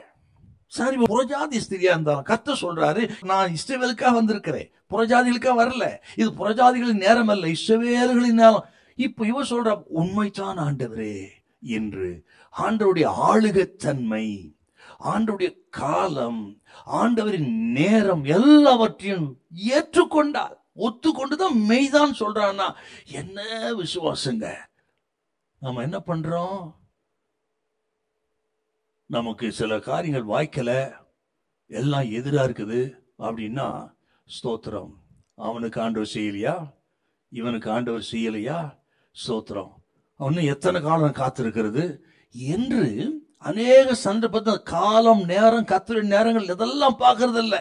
தனக்கு கிடைக்கவில்லை என்பதற்காக எதெல்லாம் பேசக்கூடாது அதெல்லாம் பேசுறோம். நம்ம ஆராதிக்கு வர நிறுத்திருது, ஜெபம் மாடுறது நிறுத்திருது, வேதத்தை வாசிப்பது நிறுத்துறது. கவனிக்கணுங்க, இவ்வளவு பாருங்க. மெய்தான் ஆண்டவரே. அநேக நேரத்தில் நம்ம கேள்வியில் நம்ம கேட்கிறோம், ஏன் ஆண்டவரே, எப்படி ஆண்டவரே, ஏன் தூரமா இருக்கிறீ, ஏன் சும்மா இருக்கிறீ என்றெல்லாம். இவள் கேள்விகளை கேட்கவில்லை. எந்த விதத்தில் ஆகிலும் அப்படி அல்லன்னு சொன்னாலா? வேற வழியை சொல்லுங்கன்னு சொன்னாலா? எனக்கு மட்டும் ஏன் ஆண்டவரை கேட்டாளா? நோ. ஆகவேதான் சொன்ன, விசுவாசம் தேவனை எதிர்க்காது. சுருக்கமாக ஸ்டேட்மெண்ட் சொல்றேன், தனக்கு நஷ்டம் வந்தாலும் அதை நான் ஏற்றுக்கொள்கிறேன். அதாங்க ஒரு ஸ்டேட்மெண்ட். நம்ம விருப்பத்துக்கு மாறா காரியம் நடந்தாலும் அதை ஏற்றுக்கொள்வது, இதுதான் தேவ சித்தம் அப்படின்னா நாம ஏற்றுக்கொள்வது, அதுதான் இவருடைய மெய்தான் ஆண்டவர் என்ற வார்த்தை. எனக்கு வேதாகமத்துல இந்த ஏலியை குறித்து நம்ம ரொம்ப கஷ்டமாவும் பேசுவோம். பிள்ளைகள் அடக்காத ஒரு தகப்பன், சரியில்லாத ஒரு ஆசாரியெல்லாம். ஆனா அவன் சொன்ன ஒரு ஸ்டேட்மெண்ட் ரொம்ப நல்லா இருக்குங்க. ஒரு எதிரான சூழ்நிலையில ஸ்டேட்மெண்ட் ஒன்று இருக்கு பாருங்க. 1 சாமுவேல் 3:18 கொஞ்சம் வாசிங்களேன். 1 சாமுவேல் 3:18. அப்பொழுது சாமுவேல் ஒன்றையும் அவனுக்கு மறைக்காமல் அந்த காரியங்களை எல்லாம் அவனுக்கு அறிவித்தான். அதற்கு அவன், அவர் கர்த்தர், அவர் தமது பார்வைக்கு நலமானதை செய்வாராக. இவனுக்கு எதிரா கர்த்தர் பேசுறத சாமுவேல் சொல்றாரு. ஏலி குடும்பத்துக்கு எதிராக கர்த்தர் பேசுறாரு, ஸ்டேட்மெண்ட் சாமுவேல் சொல்றாரு. ஆனா அதுக்கு சொல்ற, அவர் கர்த்தர் தமக்கு நலமானதை செய்வார். என்ன ஒரு பியூட்டிஃபுல் ஸ்டேட்மெண்ட். ஆக நமது விருப்பத்துக்கு மாறாக கர்த்தருடைய வார்த்தை இருந்தாலும் தேவசித்தம் இதுதான் என்று தெரிந்தால் அதற்கு அப்படியே ஒப்பு கொடுத்து, ஏலியை போல இந்த ஸ்திரியை போல, மெய்தான் ஆண்டவரே, உண்மைதான் சுவாமி ஆண்டவரே, நான் தகுதியற்றவளாக இருந்தாலும், நான் நாயை போன்றவளாக இருந்தாலும், நான் தகுதியற்ற நாயாக இருந்தாலும் நீர் எனக்கு ஆண்டவர் தான். அதுதான் சொல்றது, மெய்தான் ஆண்டவரே. அவள் பாருங்க, அந்த 27 வாசிங்க மறுபடியும். அதற்கு அவள், மெய்தான் ஆண்டவரே, மெய்தான் ஆண்டவரே, ஆகிலும் நாய்க்குட்டிகள் தங்கள் எஜமான்களின் மேஜையிலிருந்து விடும் துணிக்கைகளை தின்னு. மெய்தான் ஆண்டவர், மெய்தான் மட்டும் இல்ல, மெய்தான் ஆண்டவரே. அப்படின்னா நான் தகுதியற்றவள் தான், தகுதியற்றவளா இருந்தாலும் இன்னும் நீர் எனக்கு நீ ஆண்டவர் தான். அடே அப்பா, என்ன ஸ்டேட்மெண்ட். நான் தகுதியற்றவளாக இருந்தாலும் இன்னும் நீர் எனக்கு ஆண்டவர் தான். யோபை போல கொடுத்தாலும் கொடுத்ததை எடுத்தாலும் நீர் எனக்கு கர்த்தர். கர்த்தர் கொடுத்தார், கர்த்தர் எடுத்தார், அவருடைய நாமத்துக்கு ஸ்தோத்திரம். இன்னொரு ஸ்டேட்மெண்ட் யோபு சொல்வார், ரொம்ப பியூட்டிஃபுல்லா இருக்குங்க. நமக்கு நெருக்கம் பாடுகள் வரும் பொழுது, நமது காரியங்கள் நடக்காத பொழுது, எல்லாம் மாறா இருக்கும் பொழுது, நஷ்டப்படும் பொழுது இந்த ஸ்டேட்மெண்ட் முக்கியம். அவர் சொல்றாரு பாருங்க, யோபு 2:10 கொஞ்சம் வாசிங்களேன். அதற்கு அவன், நீ பைத்தியக்காரி பேசுகிறது போல பேசுகிறாய். தேவன் கையிலே நன்மையை பெற்று நாம் தீமையும் பெற வேண்டாமோ. என்ன ஸ்டேட்மெண்ட்டுங்க இதெல்லாம். நம்ம வாழ்க்கை பிரயோஜனம். அது கேட்டுக்கொள்ற அருமையான கத்திரி பிள்ளைகளே, சோத்திரம். சில காரியங்கள் நடக்கல, இல்ல எதிரா இருக்கு என்பதற்காக நம்ம என்னென்னமோ பேசுறோமே. யோபு பக்தனை பாருங்கள், இந்த ஸ்திரியை பாருங்கள். நான் தகுதியற்றவளா இருந்தாலும் நீர் எனக்கு ஆண்டவர் தான். நான் நாயாகவே இருந்துட்டு போறேன் சாமி, ஆனால் என்னை கைவிட்டுறாதீங்க. ஓ, என்ன அருமையான ஒரு ஸ்டேட்மெண்ட். இதெல்லாம் நமக்கு பெரிய பிரயோஜனமான வார்த்தைகள். ஆகவே காரியம் நடக்கலைங்கிறதுனால, எதிராக இருப்பதனால ஏத்து பேசாதீங்க, வாக்குவாதம் பண்ணாதீங்க, ஒரு ஜெபத்தை நிறுத்தாதீங்க. தொடர்ந்து தாழ்த்தி ஆண்டவர் உயர்த்தி மன்றாடுங்க. விசுவாசத்தை இழந்துடாதீங்க. நிச்சயமா விசுவாசத்தை கர்த்தர் கனம் பண்ணுவார். ஹல்லேலூயா. ஸ்தோத்திரம். முதல்ல பார்த்தோம் நம்ம விசுவாசம் அமைதியா இராது. இரண்டாவது, விசுவாசம் ஒருபோது தேவனை எதிர்க்காது. இன்னொரு படி இருக்குது விசுவாசத்துல, விசுவாசம் தடைகளை மேற்கொள்ளும். இப்போ 15:28 மறுபடியும் ஆரம்பத்தில் வாசித்த 15:28. இயேசு அவளுக்கு பிரதியுத்தரமாக, ஸ்திரீயே, உன் விசுவாசம் பெரிது, உன் விசுவாசம் பெரியது, நீ விரும்புகிறபடி உனக்கு ஆக கடவது என்றார். அந்நேரமே அவள் மகள் ஆரோக்கியமானாள். இவருடைய இன்னொரு ஸ்டேட்மெண்ட் ரொம்ப அற்புதமான ஸ்டேட்மெண்ட். அதை சொல்லிதான் இதுக்கு வரணும். நீங்கள் 27 மறுபடியும் வாசி. எல்லாம் அதுக்கு உள்ளே தான். இப்ப நம்ம வெளியே எங்கேயே போகல பாருங்க. அதற்கு அவள், மெய்தான் ஆண்டவரே, மெய்தான் ஆண்டவரே, ஆயிலும் நாய்க்குட்டிகள் தங்கள் எஜமான்களின் மேஜையிலிருந்து விழும் துணிக்கைகளை தின்னுமே என்றாள். இப்ப என்ன சொல்றா பாருங்க, நாய்க்குட்டிகள் எஜமானின் மேசையிலிருந்து விழுகிற துணிக்கைகளை தின்னுமே என்றால், இங்க கூட பாருங்க, நான் ஒரு நாய் இல்லை அப்படின்னு சொல்லலைங்க. அவ நான் நீங்க சொல்ற மாதிரி இல்ல. என்னதான் இருந்தாலும் சாமி, நானும் சிருஷ்டி தானே, ஆக நான் அப்படி சொல்லாதீங்க. அது நான் நாய் இல்லை அப்படின்னு சொல்லல, ஒத்துக்கொண்டு அதே நேரத்துல ஆண்டவர் வாயிலிருந்து வருகிற வார்த்தையை கெட்டியா பிடிச்சிட்டாங்க. நமக்கு இதெல்லாம் ரொம்ப பிரயோஜனப்படணும். வார்த்தை நான் நாய் இல்லை அப்படின்னு சொல்லல, மெய்தான், மெய்தான் ஆண்டவரே, நான் நாய் தான், நாய்க்குட்டி தான். அதோடு இருக்கல, ஆண்டவர் வாய்ந்த ஒரு வார்த்தையை பிடித்து கொண்டார். கர்த்தர் என்ன சொன்னாரு? 26 வாசிங்க. அவர் அவளை நோக்கி, பிள்ளைகளின் அப்பத்தை எடுத்து நாய்க்குட்டிகளுக்கு போடுகிறது நல்லதல்ல என்றார். பிள்ளைகளின் அப்பத்தை எடுத்து நாய்க்குட்டிகளுக்கு போடுவது நல்லதல்ல அப்படின்னு ஆண்டவர் அந்த வார்த்தையை சட்டுன்னு ஒரு கெட்டிய பிடிச்சிட்டாங்க. அதை தனக்கு ஆசீர்வாதம் மாற்றிக்கொண்டா. எப்படின்னு சொல்றேன் உங்களுக்கு. ஆண்டவர் சொன்ன இந்த வார்த்தையை பிடிச்சுக்கிட்டு அவ மன்றாடி ஜெபம் பண்றா. ஸ்தோத்திரம். எப்படின்னா, ஆதியாகமம் 32ஆம் அதிகாரத்துல 24 26 வரல யாக்கோபு ஒரு ஜெபம் பண்றார். ஒரு புருஷன் யாக்கோபோடு போராடினான் அப்படின்னு பாக்குறோம். அந்த இடத்துல எப்படி உறுதியாய் பிடித்து கொண்டாரோ யாக்கோப், அதை போல் இவ பிள்ளைகளின் அப்பத்தை எடுத்து நாய்க்குட்டிகளை போடுவது நல்லதல்லன்னு சொன்ன அந்த வார்த்தை கெட்டியா புடிச்சுக்கிட்டு அடுத்தது பேச வரா பாருங்க. ஸ்தோத்திரம். இப்போ அங்க வருவோம். ஆதியாகமம் 32 24 கொஞ்சம் வாசிங்க பார்க்கலாம். யாக்கோபு பிந்தி தனித்திருந்தான். அப்பொழுது ஒரு புருஷன் பொழுது விடியும் அளவும் அவனுடனே போராடி அவனை மேற்கொள்ளாததை கண்டு அவருடைய தொடைசந்தை தொட்டார். அதனாலே அவருடனே போராடுகையில் யாக்கோபின் தொடைசந்து சுளுக்கிற்று. அவர், நான் போகட்டும், பொழுது விடுகிறது என்றார். அதற்கு அவன், நீர் என்னை ஆசீர்வதித்தால் ஒழிய உம்மை போகவிடேன் என்றான். நீர் ஆசீர்வதித்தால் ஒழிய போக விடேன் அப்படி ஆசீர்வாதத்தை பிடிச்சிட்டா இருப்பாரு. அதை போல் இவள் மன்றாடுகிறாள். எதுக்கல, ஆனால் ஆசீர்வாதத்துக்காக மன்றாடுகிறாள். பிள்ளைகளின் அப்பத்தை எடுத்து நாய்க்குட்டிகளுக்கு போடுவது நல்லதல்லன்னு சொல்லும் போது, மெய்தான் ஆண்டவரே, சோத்திரம் அப்படின்னு சொல்லிட்டு துணிக்கைகளை நாய்க்குட்டிகள் தின்னுமே அப்படின்னா என்ன அர்த்தம் கேட்டீங்கன்னா, ஆண்டவரே, மேசின் மேல் இருக்கிற அப்பத்துக்கு நான் உரிமை இல்லை, அதை சாப்பிடுவதற்கு உரிமையாக நான் கருதவில்லை, அதற்குரிய உரிமைக்குரிய ஆளு நான் இல்லை, எனக்கு அந்த தகுதி இல்லை. ஆனால் நாய்க்குட்டிகளின் துணிக்கைகளை எனக்கு தாரும். என்ன ஸ்டேட்மெண்ட் பாருங்க. அப்பத்துக்கு நான் தகுதியற்றவள் தான், உன் பிள்ளை இல்ல, புறஜாதி. ஆனால் அங்கிருந்து விழுகின்ற துணிக்கைகளை எனக்கு தாரும். அதோட நிறுத்துறங்க. இப்ப மேசையில் கீழே இருக்கிற நாய்க்குட்டிகள் தின்னும் என்ன அர்த்தம்னா, சூப்பர் ஸ்டேட்மெண்ட்டுங்க. அது என்னன்னா, ஆண்டவரே, இப்ப நீர்தான் நான் இருக்கிற எங்கள் தேசத்துக்கு வந்திருக்கிறீர், நான் குடியிருக்கிற தீரு சீதோன் நிலைக்கு நீர்தான் வந்திருக்கிறீர். சோத்திரம். ஆகவே அந்த மேசையிலிருந்து விழுகிற துணிக்கைக்கு நான் தகுதியா இருக்கிறேன். நாய்க்குட்டியாகி எனக்கு தகுதி உண்டு. நீர் வந்திருக்கிறீர், அந்த மேசையிலிருந்து விழுகிற துணிக்கைக்கு ஆண்டவர் எனக்கு அதை தாரும் என்று ஆண்டவர் அந்த தேசத்துக்கு வந்ததை மனதில் வைத்து, நீர்தான் என் எஜமான், நீர் இங்கே வந்திருக்கிறீர், இந்த மேசையிலிருந்து விழுகிற துணிக்கைக்கு அதை சாப்பிடுறதுக்கு எனக்கு தகுதி இருக்கிறது. மேசை மேல இருக்கிற அப்பத்தை சாப்பிடுறதுக்கு தகுதி இல்லை, நான் யூதன் இல்லை, இஸ்ரவேலன் அல்ல, உமது பிள்ளை அல்ல.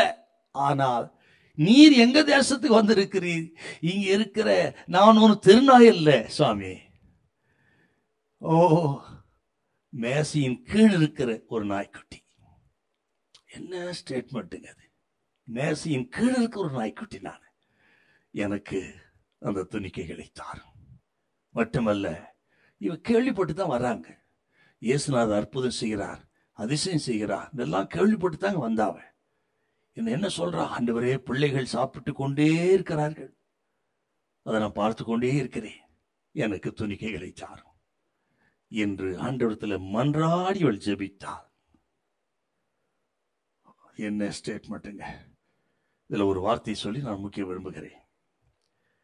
அந்த ஸ்டேட்மெண்ட் கவனிங்க கொஞ்சம். மெய்தான் ஆண்டவரே, ஆகிலும் நாய்க்குட்டிகள் தங்கள் எஜமான்களின் மேசிருந்து விழும் துணிக்கைகளை தின்னுமே. நான் நாயாக இருந்தாலும் நீர் எனக்கு எஜமான் தான். அதான் ஸ்டேட்மெண்ட். இன்னும் ஆண்டவர் இவ்வளவு ஆழமா நம்புறா பாருங்க. எனக்கு ஜெபத்துக்கு நீ பதில் கொடுக்கலனாலும் சரி, என்ன நாயான்னு சொன்னா நீ ஆண்டவர் தான் சொன்னா, அது முதல்ல பார்த்தோம். இங்க நான் நாயாக இருந்தாலும் ஓ நீர்தான் எனக்கு எஜமா. என்ன ஒரு ஸ்டேட்மெண்ட்டுங்க இது! இப்படி நம்ம சொல்றோமா? நம்ம காரியம் நடக்கல, எதிரா இருக்குது அப்படின்னு என்னெல்லாம் ஒருவருக்கும் எங்கே இருக்கிறீர் ஆண்டவர் இருந்தா இப்படிலாம் நடக்குமா சாமி அப்படிலாம் சொல்றோமே. இவ்வளவு பாருங்க, நீர் என்னை ஆசீர்வதிக்காவிட்டாலும் சரி, எனக்கு ஆண்டவர் தான் நீர். என்ன நான் என்று சொன்னாலும் நீர் தான் எனக்கு ஏஜமா. எனக்கு அப்பம் கிடைக்கலனாலும் பரவாயில்ல, மேசிலிருந்து விட துணிக்கைகளை எனக்கு தாரும் என்று சொன்னதை கேட்டு ஆண்டவர் ஷாக்கா இருப்பாருங்க. இப்படி இஸ்ரவேலில ஒருத்தனும் சொல்லலையே, சீசர்களும் சொல்லல, யூதனும் சொல்லல, பரிச்சயம் சொல்லல, வேதபாரகனும் சொல்லல. அவர் சந்ததியில் வந்து அந்த சந்ததியை இயேசுவை ஏற்றுக்கொள்ளவில்லை. ஆனால் ஆண்டவர் அறியாத புறஜாதியை சேர்ந்த இவள் என்ன ஸ்டேட்மெண்ட் சொல்ற? என்னை நீர் ஆசீர்வதிக்காவிட்டால் எனக்கு ஆண்டவர் தான், நான் நாயாக இருந்தால் நீர் எனக்கு எஜமான் தான், அப்ப இல்லைன்னா பரவாயில்ல, ஆண்டவரே மேசிலிருந்து துணிக்கைகள் எனக்கு தாரு சுவாமி. இப்பதான் ஆண்டவர் இருதயம் நொறுங்கி போயிருக்குன்னு நினைக்கிறேன் நான். ஸ்திரியே, உன் விசுவாசம் பெரியது, நீ விரும்புகிறபடி உனக்கு ஆக கடவுள் போ. அந்த நேரமே பிசாசு இப்படி தன் மகள் சுஸ்தமானா. நீங்க மார்க்கு சுவிசேஷம் வாசிக்கிறீங்க 7:30.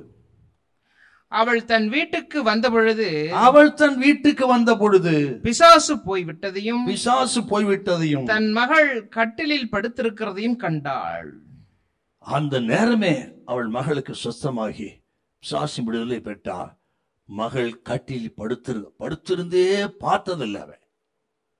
எத்தனை பெரிய ஆசீர்வாதம் அவளுக்கு! அதோட நம்ம ஆரம்பத்துல வாசித்தோமே, அந்த வார்த்தை ரொம்ப முக்கியம். அதை வாசி ஜெபிப்போம். 28 மத்திய 15:28. இயேசு அவளுக்கு பிரதித்திரமாக, ஸ்திரியே, உன் விசுவாசம் பெரியது, நீ விரும்புகிறபடி உனக்கு ஆக கடவது. நீ விரும்புகிறபடி ஆக்குகிறது. கேட்கிற அருமையான கர்த்தருடைய பிள்ளைகளே, சோத்திரம். விசுவாசத்தோடு ஆண்டவரை நம்பி ஜெபத்தோடு கேட்டுக்கொண்டு கர்த்தருடைய பிள்ளைகளே, உங்களுக்கு சொல்றான்னு விசுவாசிங்க. கர்த்தர் சொல்றாரு, நீ விரும்புகிறது உனக்கு ஆக கடவுது. இதை கேட்கிற தேவ ஜனத்துக்கு கர்த்தர் சொல்றார், நீங்கள் விரும்புகிறது உங்களுக்கு ஆக கடவுது. உங்கள் விசுவாசத்தை கர்த்தர் கனம் பண்ணுவார். ஓ, சபிக்கப்பட்ட சந்தையிலிருந்து வந்த கானானி ஸ்திரீ விசுவாசத்தையே கர்த்தர் கனம் பண்ணிடுவார். இரத்தத்தால் மீட்கப்பட்ட ஜனமே, உங்கள் விசுவாசத்தை கர்த்தர் கனம் பண்ணுவார். நீங்கள் விரும்புகிறது உங்களுக்கு ஆக கடவுது. இவள் வாழ்க்கையில ஒரு நாள் ஒருத்தர் அப்படி சொல்லிக்க மாட்டாங்க. ஆண்டவர் தான் முதல் முறை சொல்றார், நீ விரும்புகிறது உனக்காக கடவுது. அந்த நேரமே சுஸ்தமானால் விசுவாசத்தின் பலனை பெற்றுக் கொண்டாள். ஆகவே இது கேட்கிற கத்திரி பிள்ளைகளே, ஸ்தோத்திரம். அப்படி விசுவாசிங்க. சபிக்கப்பட்ட சந்தையில் வந்து அவளுக்கே ஆண்டவர் பதில் கொடுப்பார்னு சொன்னா, நமக்காக ரத்தம் சிந்தினவர் கர்த்தர், நமது சாபத்தை போக்குவதற்கு சாபத்தை ஏற்றுக்கொண்டவர் இயேசு. ஸ்தோத்திரம். நம்மை ஐஸ்வர்யங்களை மாற்றுவதற்கு தரித்திரரானவர் இயேசு. நமக்காக சிலுவைக்கு போய் சகலவற்றையும் இழந்தவர் இயேசு. அடிமையின் ரூபம் எடுத்து மனுஷசாய் சிலுவையின் மரணத்தனை தாழ்த்தினவர் இயேசு. எல்லாவற்றையும் இழந்தவர் இயேசு. அப்படியானா நமக்கு ஏன் செய்ய மாட்டாருங்க? கர்த்தர் சொல்றார், நீங்கள் விரும்புகிறதுபடி ஆக கடவுது. ஸ்தோத்திரம். கர்த்தர் சொல்றார், உங்க விசுவாசத்தின் பலனை கர்த்தர் உங்களுக்கு தருவா. ஸ்தோத்திரம். விசுவாசத்தை கர்த்தர் கனம் பண்ணுவா. பயப்படாதீங்க. எந்த காரியத்திலே அற்புதத்துக்காக காத்திருக்கீங்களோ, எந்த காரியத்திலே ஜெபத்தை பல நாட்களாக ஜெபித்துக் கொண்டுள்ள ஜெபத்துக்கு பதில் கொடுத்து உங்களை கனம் பண்ணுவார், உயர்த்தி மேன்மைப்படுத்துவார். கானானிய ஸ்திரியை ஆசீர்வதித்தவர் அதை காட்டிலும் மேலாக உங்களை ஆசீர்வதிப்பார். ஹல்லேலூயா. ஸ்தோத்திரம். ஆண்டவருக்கு மகிமை உண்டாவதாக. சாதாரண ஒரு இன்சிடென்டா தான் பார்க்கிறோம். ஆனால் விசுவாசத்தினுடைய படியை பார்த்தீங்களா? முதலில் விசுவாசம் அமைதியாயிராது. இரண்டாவது, விசுவாசம் ஒருபோது தேவனை எதிர்க்காது. மூன்றாவது, விசுவாசம் தடைகளை மேற்கொள்ளும். ஆண்டவரை ஆசீர்வதிப்பார் வாழ்த்துகிறேன். ஜெபிப்போம். பரிசுத்தம் உள்ள நல்ல பிதாவே, உமக்கு நன்றி செலுத்துகிறோம். இந்த வார்த்தைகளை கேட்ட ஒவ்வொரு பிள்ளைகளையும் நீர் ஆசீர்வதி, கிருபை தாங்கட்டும். இயேசு கிறிஸ்துவின் மூலம் நல்ல பிதாவே, ஆமென். God bless you.